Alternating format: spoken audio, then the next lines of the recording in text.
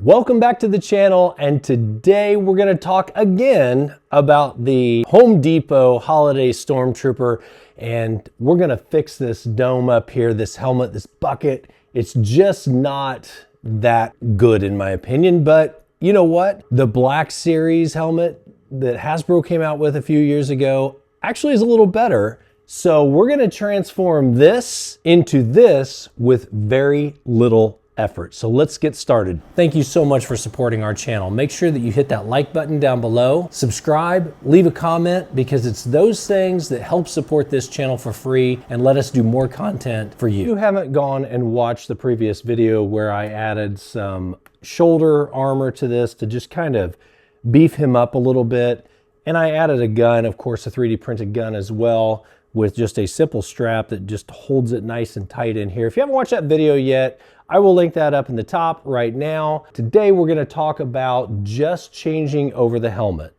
So the helmet that he came with isn't terrible, but it is just a little lackluster in my opinion. But I've had a lot of Stormtrooper helmets over the years, and I've actually had some Lineage helmets in my hands over the years and in my collection, and this helmet just seems scrunched, for better lack of a word.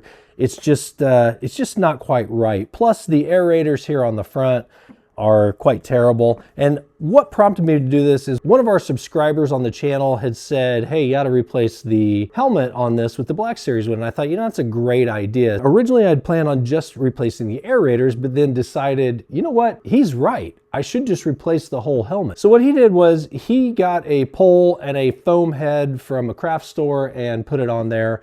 But I decided that I was going to go one step further, and we were going to 3D print a new bracket that holds this in there. Now, I will tell you, all of the electronics that control the motion of the head are in the head.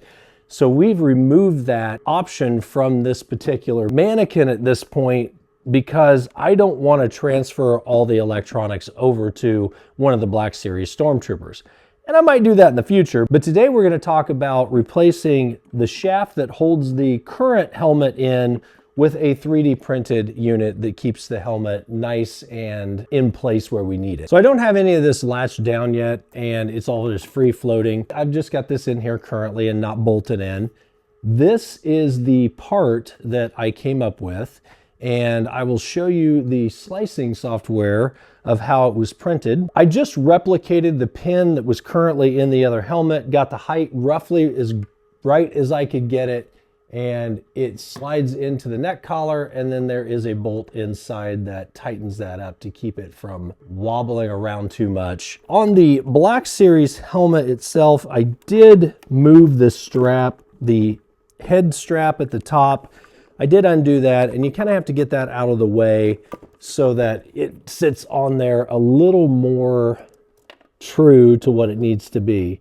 But we just slide that on there, get the strap out of the way. The reason the design has the elbow in it is just to bring that head back just a little bit so that he wasn't canted out too far. I am going to make the replacement part available on Thingiverse. You can download it for free, and I'll leave a link in the description for that, as well as the Hasbro helmet, which you can pick those up anywhere. Amazon's one of the easiest places in my opinion. And right now we're actually coming up on Christmas, so there's probably some Black Friday deals going on. When I designed the neck post, I did design it intentionally to be printed flat. We don't want it standing up because the layer lines can actually cause it to break. So it is printed flat on the bed to give it a little more rigidity to it and just strengthen that up. So I did try to keep the design as simple as possible.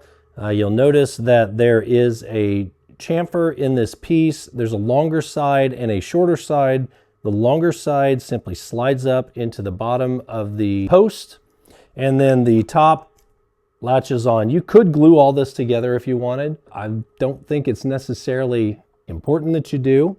There is a bolt here in the neck. That's how you remove the head, but obviously if you have one of these, you've already dealt with that bolt when you put the original head on. So you just tighten that up, and then we just slide the helmet on. Again, these straps, they're simply in the way. I pull them down out of the way and throw that on there, and it should just sit very comfortably on top. So that's it. Quick and easy fix. I'm making the files available for everybody, so just go down the description of the video.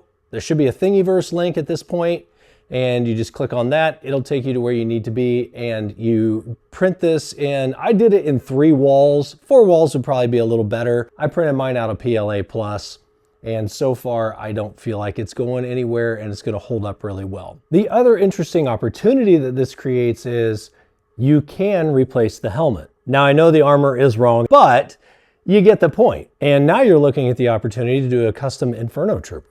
Or possibly one that I'm considering is a Captain Enoch, or a Night Trooper, or a Death Trooper, or just going nuts and making a zombie trooper. Thank you guys so much for joining us in the video today. Make sure you hit that like and subscribe. That's what keeps the channel going, and we'll see you in the next video.